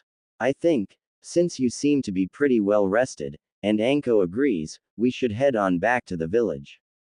And since your Ne-chan is willing to help with training, we will let her set the weight for your new weights. I don't think we brought enough for the suit to begin with, so this helps us out. On the way back, we will be doing the same things we did on the way here. The only difference is we might try to teach you a few new things. Most of which will be simple taijutsu, with no weapons. So I hope you are ready to gain some nice new aches and pains. Your normal morning and evening workouts are going to be tripled, according to Anko. So, instead of the 30 push-ups, sit-ups, and jumping jacks, Anko is going to make you do 100, just for the nice round number. So pack the rest of your things up, we are going to try to make it back as soon as we can. Naruto nodded his head, and scrambled to pack his things up, and get ready to go. It took him less than 10 minutes to pack everything up, and meet them downstairs. The trip back was fairly uneventful. They fell back into the routine they developed weeks before. In the morning was Naruto's workout with Anko, consisting of 100 push-ups, 100 sit-ups, and 100 jumping jacks. After that he would do the running from the camp, to whatever position Anko selected. This often changed each day, and was never the same. Ibiki also continued his history lessons with Naruto, often covering other countries this time, and their relation with the Fire Country. This time though, he would give Naruto a test every other day, just to test how well he retained the information. It almost seemed as if they had only been on the road for days, and not the 2 weeks it actually was.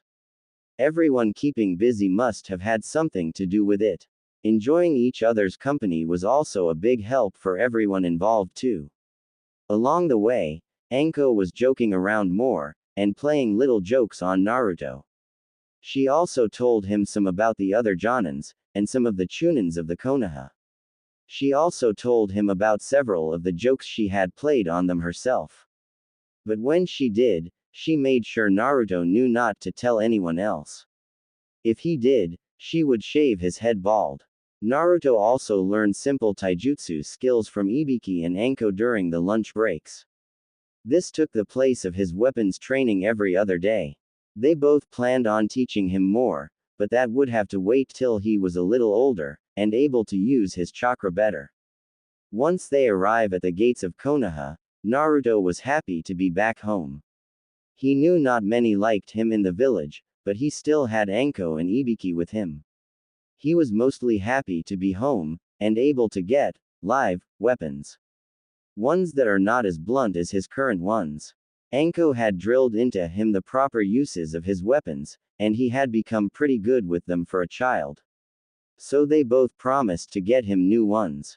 He was also glad to be home, because now he would get to see where he would live for the next few years of his life. He could hardly wait to see what Anko's and Ibiki's houses looked like. They arrived home late at night, and were told the Hokage would see them in the morning. With that they went their separate ways. Ibiki went to his apartment, and Anko to her own, along with Naruto. As they walked, Anko talked to him about a few house rules he would have to follow. Well, first thing you need to know is that my place is pretty small right now. Kind of a one-bedroom place, with a small living room, with the kitchen built into it. I never expected things to change like this. So as soon as I can, I plan on getting us a better place to stay, that way you can have your own room, and it would be more comfortable for us both. For now, you will have to sleep on the couch I suppose, since it folds out. I'd let you stay in the bed with me, but it is small, and I wouldn't want people getting the wrong ideas. Things normally start around my place at 5 a.m. sharp. If you aren't up by then, you might get left behind. So even if we get to bed late, be ready to get up early. Once up, we will head to one of the surrounding training areas for our morning workouts. This time though, you will be running laps around the village. To start off, I think 2 laps would be fine. Haha, told you she would have you running around the place. But don't worry, the village isn't that big. At least it won't be once you get used to it and running hundreds of laps. I hate you. One good thing I guess is there won't be anyone to bother me. No one throwing rocks, bottles, and other things at me. Hey Naruto, you listening to me? Don't zone out, you might miss something important.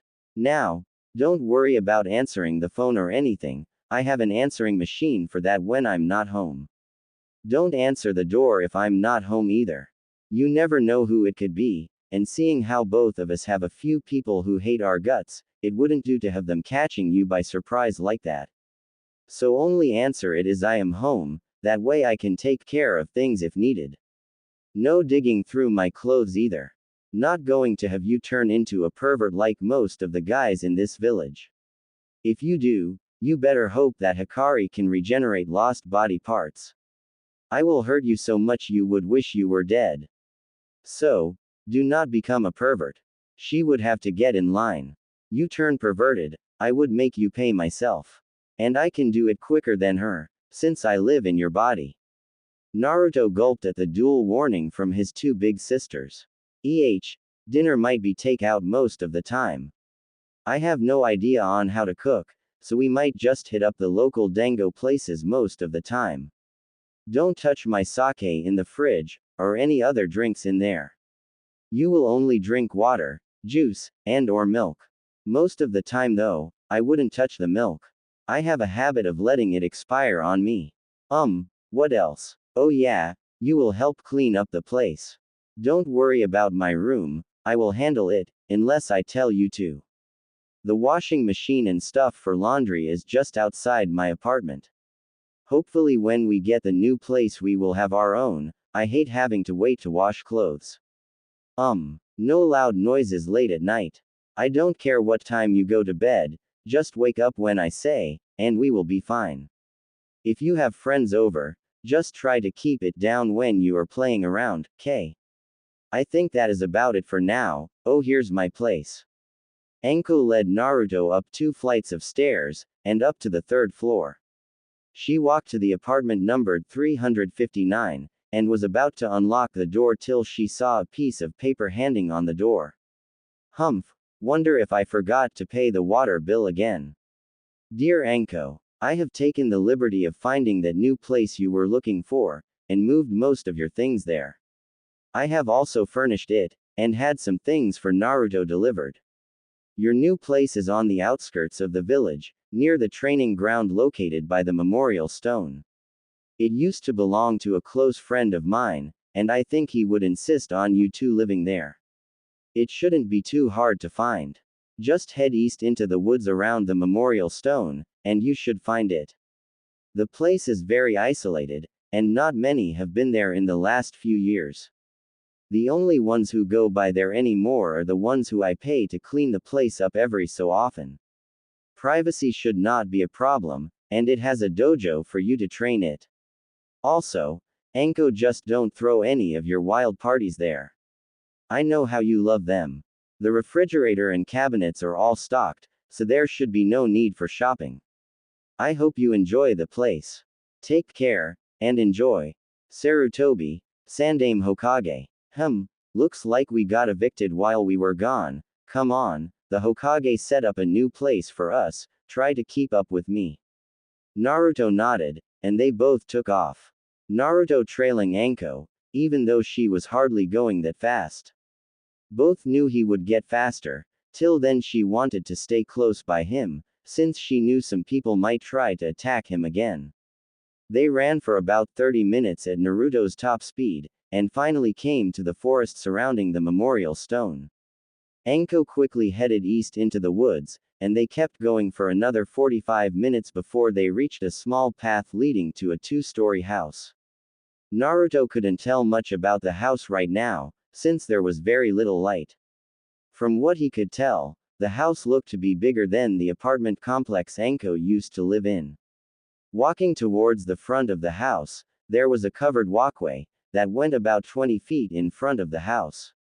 It was the same symbol on the front of the walkway as Naruto had on his jacket, and most Leaf Chunin and Jonin had on their jackets. Anko stopped suddenly when she was about to enter the walkway, and just looked at the symbol. This is, that old man has a lot of explaining to do when I talk to him, we shouldn't be living here. Puzzled, Naruto pulled on the sleeve of her jacket, wondering what was wrong. Don't worry about it, Naruto. This house, well, it belonged to someone very special to the village. Once I talk to the Hokage, I'll tell you about him. By this time, Naruto was fairly tired, and ready to get to bed. From running most of the day, and the sprint to this house, Naruto was worn out. So following Anko, he didn't pay much attention to the things they passed as they went into the house. Anko led Naruto through the house, and through what looked to be a dojo. Naruto noticed that he could smell the forest again, and looked around.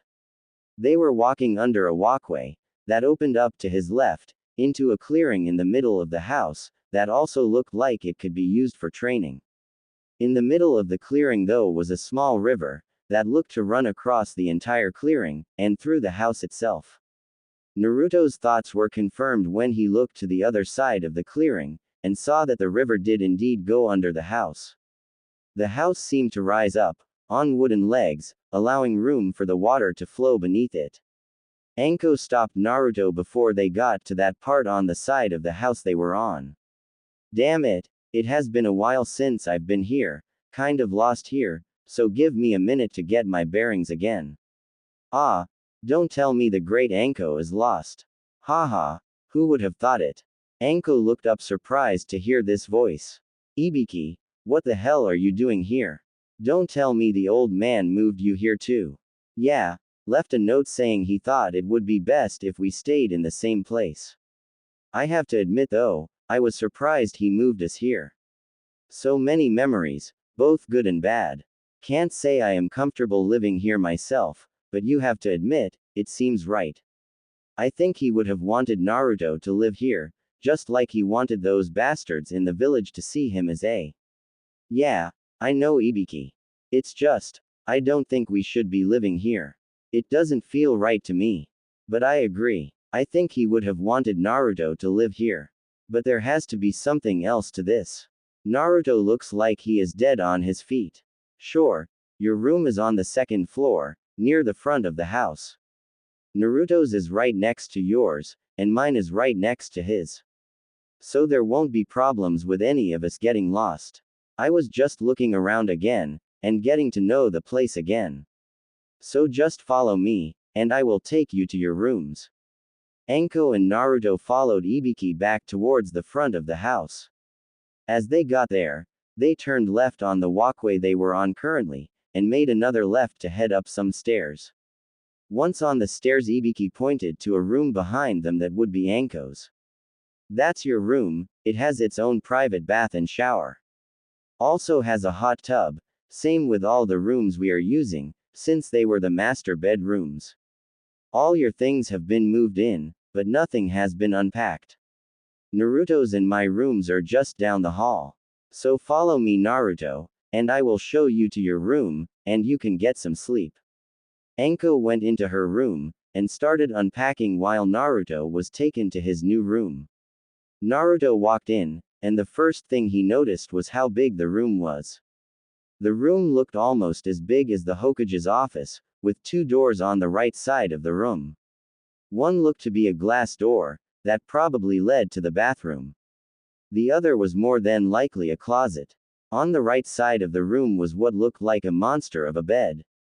The corners of the bed went all the way to the ceiling, and had curtains that fell down around it, except for at the head of the bed. Currently the curtains at the foot, and the left side of the bed were open.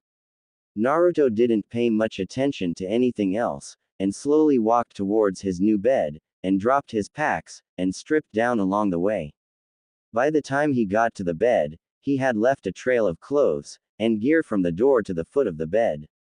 Naruto turned, and waved to Ibiki before he climbed into the bed and laid down. Almost as soon as his head hit the pillow he was sound asleep. Ibiki chuckled, and turned off the lights before heading to his own room for a good night's sleep. The next morning brought Anko into Naruto's room, and pulling him out of bed. Hey, brat, time to wake up. We got to get ready to meet the Hokage, and you can't go smelling like you've been without a bath for weeks.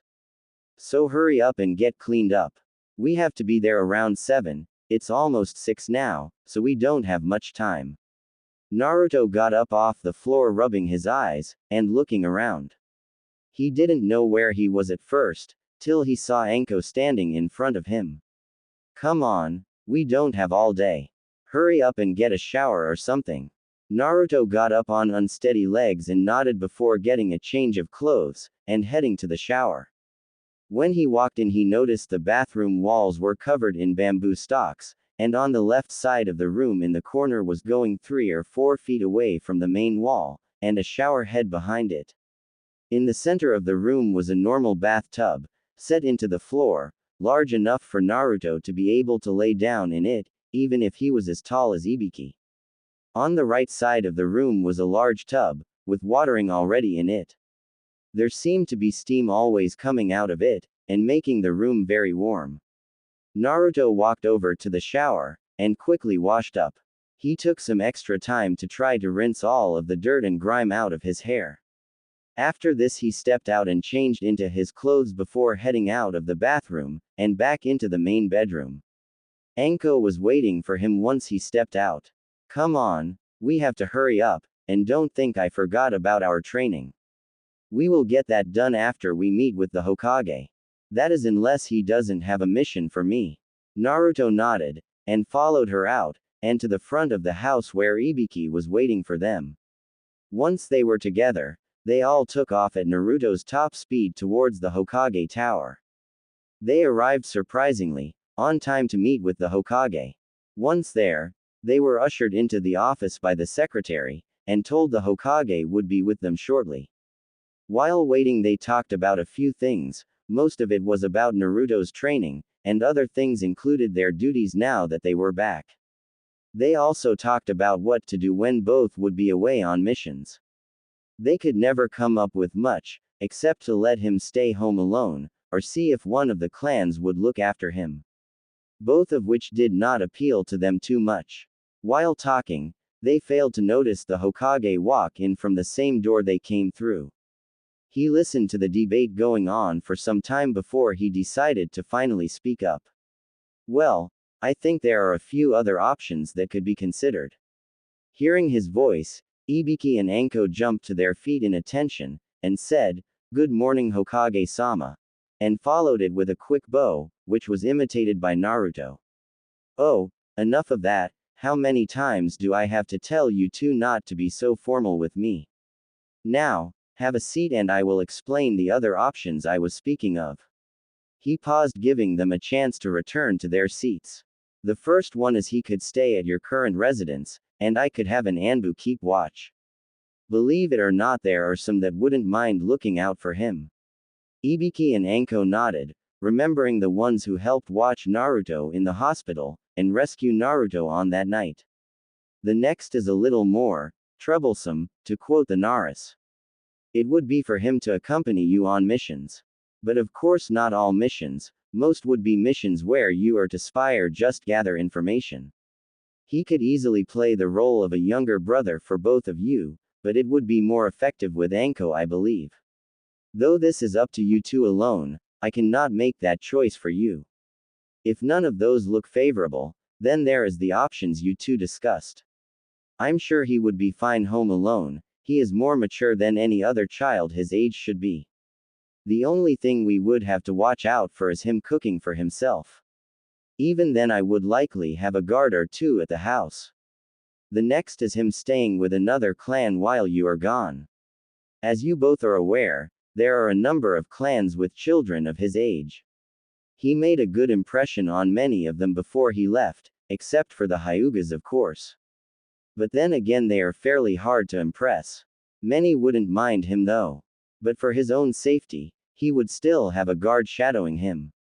Now, I think we should discuss your recent trip." With that, Ibiki and Anko went into the details of the trip from the time they left, to the time they returned. They described the training they decided to put Naruto through, for conditioning, as well as preparation for the academy. When it came time to discuss what Naruto did on his own, they produced the scrolls Naruto had written to describe his trip. During all of this, Naruto sat there, wondering what would happen since they did not find the scrolls.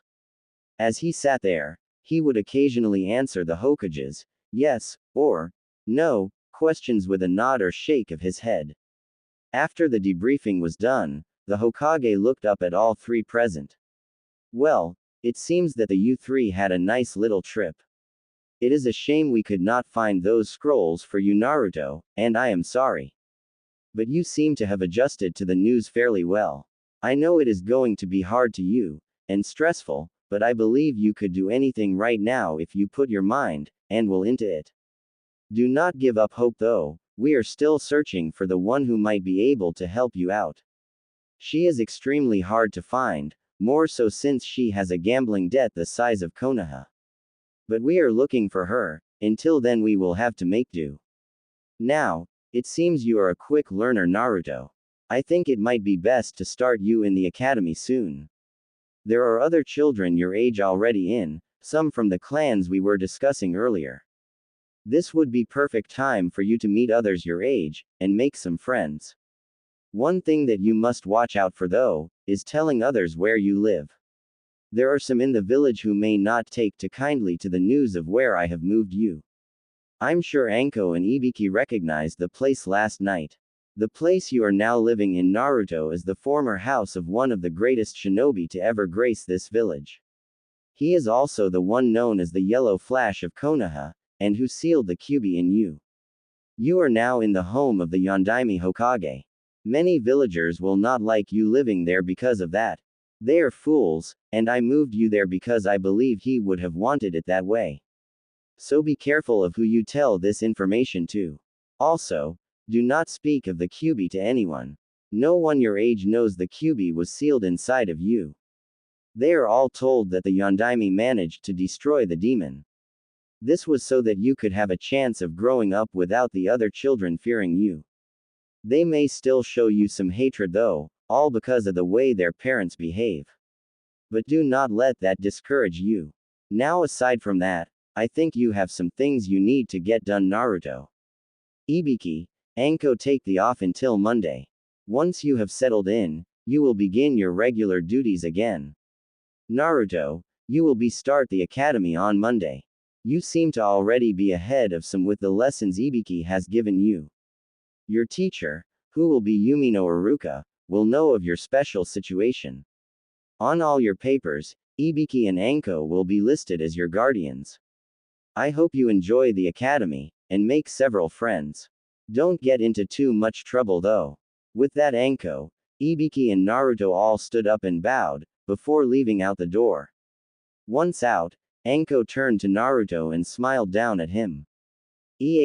Naruto, I hope you didn't forget about our training we missed out on. So come on, after that you get to clean your room.